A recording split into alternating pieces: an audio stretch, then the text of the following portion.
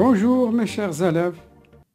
Aujourd'hui encore, nous allons voir la dérivabilité en un point pour une fonction donnée. Alors, je vous prie de suivre attentivement. Je lis l'exercice. F est une fonction numérique définie par f de x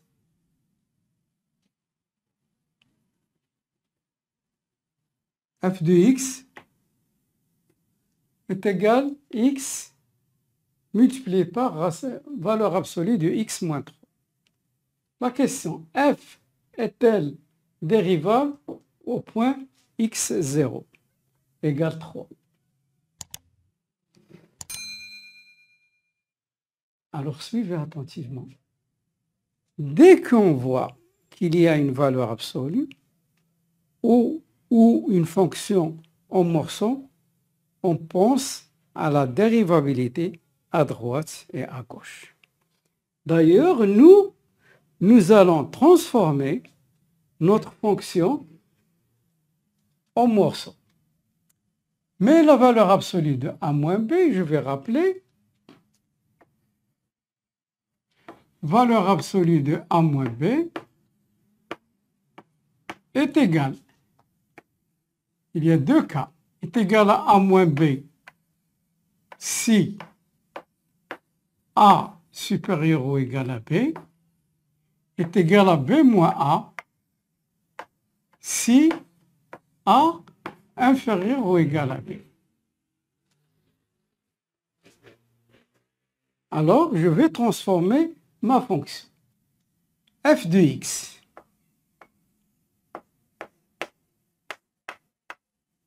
en 2. Alors, je suppose que x supérieur ou égal à 3, donc ça me donne x moins 3.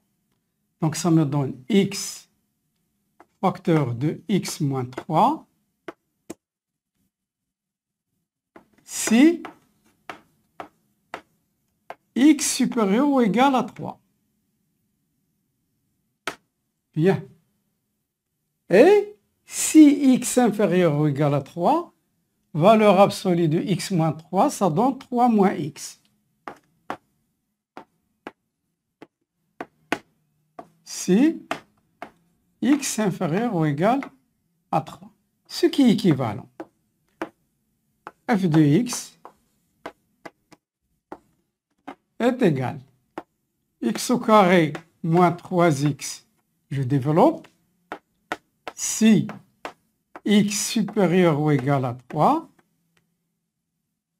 est égal à moins x au carré plus 3x si x inférieur ou égal à 3. Regardez, j'ai transformé ma fonction qui contenait la valeur absolue en fonction en morceaux. L'intervalle 3 plus l'infini et l'intervalle moins l'infini 3. Quand la fonction est subdivisée en morceaux, ça veut dire qu'il y a, pour étudier la limite, la dérivabilité en un point, il faut utiliser la dérivabilité à droite et la dérivabilité à gauche. D'abord, je vais vous donner la définition. F est dérivable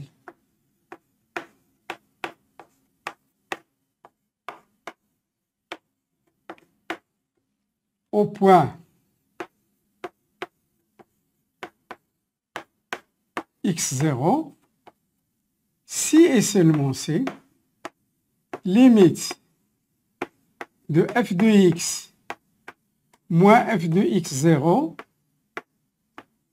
sur x moins x0 quand x tend vers x0 plus est égal limite de f de x moins f de x0 sur x moins x0 quand x tend vers x0 moins. C'est-à-dire les limites des deux taux d'accroissement. C'est un taux d'accroissement que vous avez vu au tronc commun et que vous avez vu aussi au collège. Les deux limites, à droite et à gauche, devraient être égales. Sinon, tu ne peux pas dire qu'elle est dérivable. Alors, je vais chercher limite, dérivabilité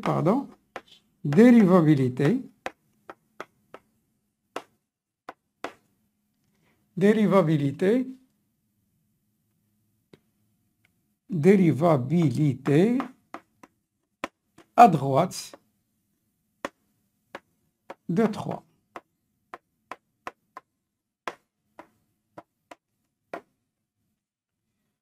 La dérivabilité à droite, celle-là, supérieure à 3. À gauche, inférieure à 3. Alors, limite de f de x moins f de 3 sur x moins 3 quand x tend vers 3 plus. Alors, je remplace f de x par son expression. Le premier morceau, limite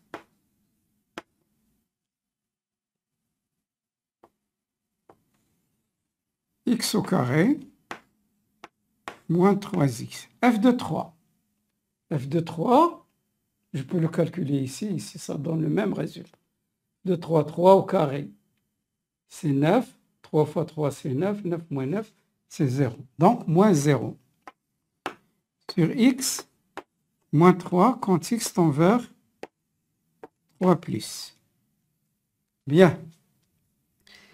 Égal. Limite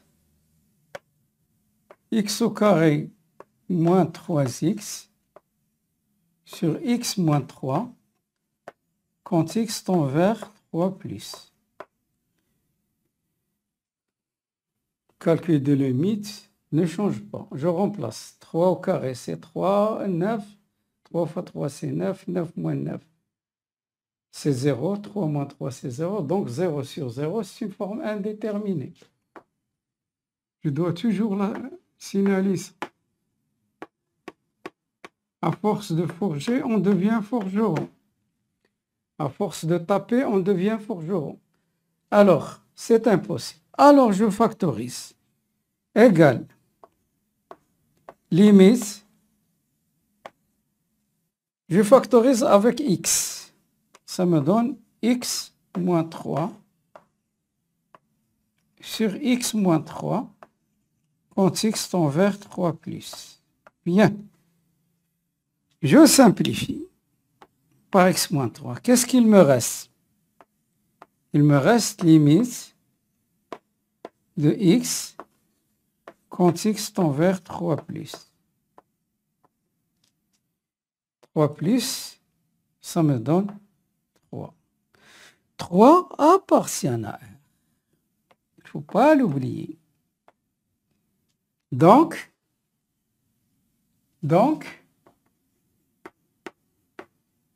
f est dérivable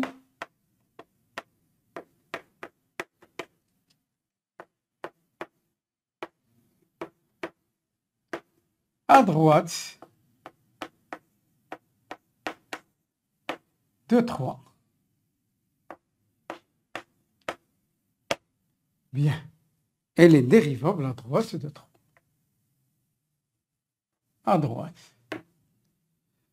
Maintenant, je vais voir la dérivabilité à gauche. On ne se contente pas d'une dérivabilité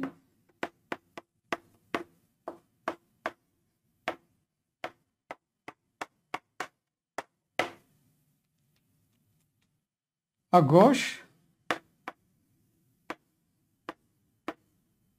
de 3. Alors, c'est toujours le même. Limite f de x moins f de 3 sur x moins 3 quand x tend vers 3 moins. Alors 3 moins ici, c'est plus petit que 3. Alors, je remplace par, donc ça me donne 2x par son expression, moins x au carré, plus 3x, f de 3 c'est 0, c'est déjà 0, sur x moins 3. Quand x tend vers 3 moins. Alors, je calcule. Limite. Alors, là aussi, je peux factoriser avec moins x. Ça me donne moins x facteur de x moins 3 sur x moins 3, parce que c'est presque la même limite. Je simplifie. Ça, c'est le... Ça me donne limite de moins x quand x tend vers 3. Moins. Donc, ça me donne moins 3. Moins 3 appartient à R. Donc, f est dérivable à gauche de 3. Donc, f est dérivable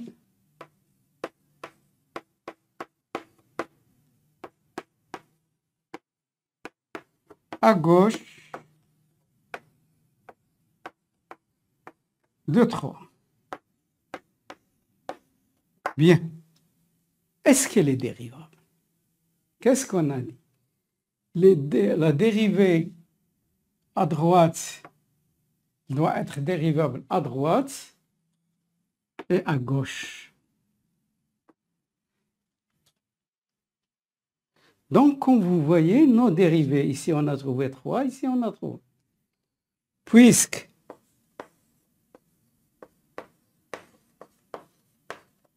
limite de f de x moins f de 3 sur x moins 3 quand x tend vers 3 plus est différent de limite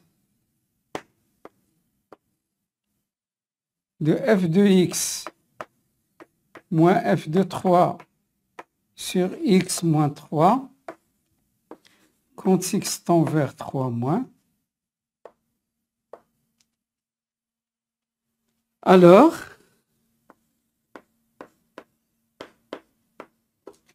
f n'est pas dérivable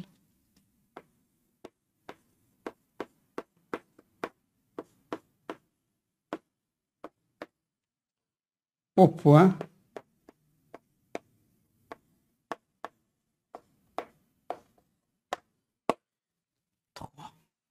Mais je saisis cette occasion pour vous dire, lorsque la dérivée, la dérivabilité, elle est dérivable à droite et dérivable à gauche et que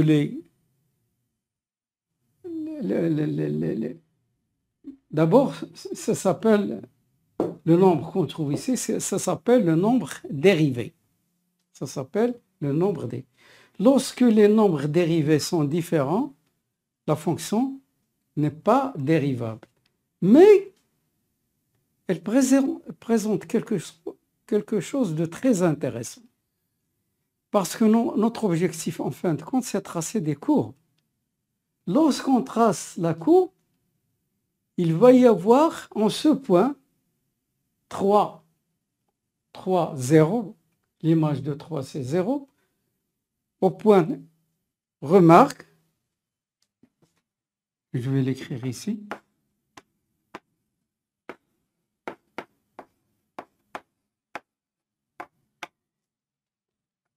Certes, la fonction n'est pas dérivable au point 3. Mais lorsqu'on trace la courbe, il va y avoir ce qu'on appelle un point anguleux. C'est-à-dire, comme ça, la courbe va être comme ça. Va faire un angle en ce point. Au point, je vais donner le point. Par exemple, 3, 0. 3 a pour image 0. Au point 3, 0. La courbe CF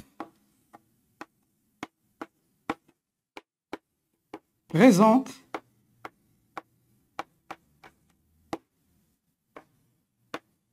un point anguleux. Ne l'oubliez pas parce que c'est très intéressant. Plusieurs fois, on va vous le demander, interpréter. Vous allez répondre comme ça. Point anguleux.